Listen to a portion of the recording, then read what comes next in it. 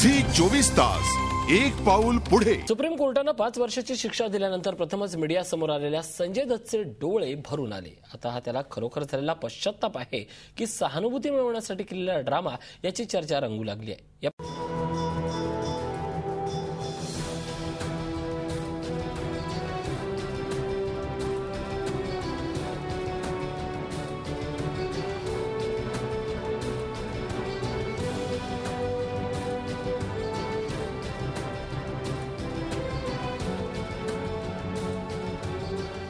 संजय दत्तच्या अश्रूंनी आठवण करून दिली आहे डोळे पाणावलेल्या व्हीआयपींची। अमेरिकेचे पहिले कृष्णवर्णीय अध्यक्ष बराक ओबामा, त्यांच्या डोळ्यात पाणी आल्याची घटना 2 वेळा घडली आहे। पहिल्यांदा व्हाईट हाऊसची पायरी चढल्यानंतर आपल्या शिकागो राज्यात आले असताना त्यांचे डोळे पाणावले।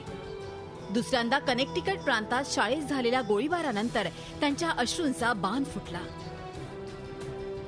भाजपचे लोहपुरुष लालकृष्ण अडवाणी यांनाही अश्रू रोखणं बऱ्याचदा अनावर होतं।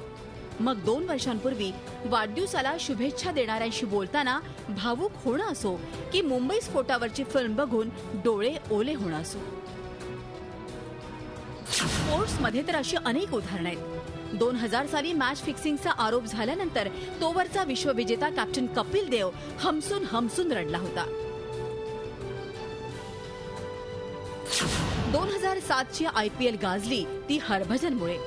त्यानं श्रीशांतच्या श्रीमुखात भडकावली आणि भर मैदानात त्यानं रडारड केली।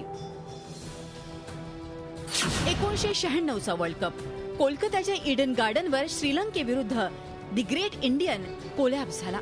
प्रेक्षकांनी हुल्लडबाजी केल्यानंतर ही मॅच लंकेला बहाल करण्यात आली।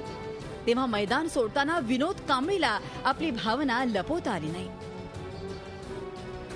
अगदी अलीकडची घटना म्हणजे ऑस्कर पिस्टोरियसची। आपल्या मैत्रिणीला गोळी घातल्यानंतर कोर्टात हजर केलेल्या ऑस्करच्या अश्रूंचा बांधही असाच फुटला होता। झी 24 ताससाठी ब्युरो रिपोर्ट। झी 24 तास एक पाऊल पुढे।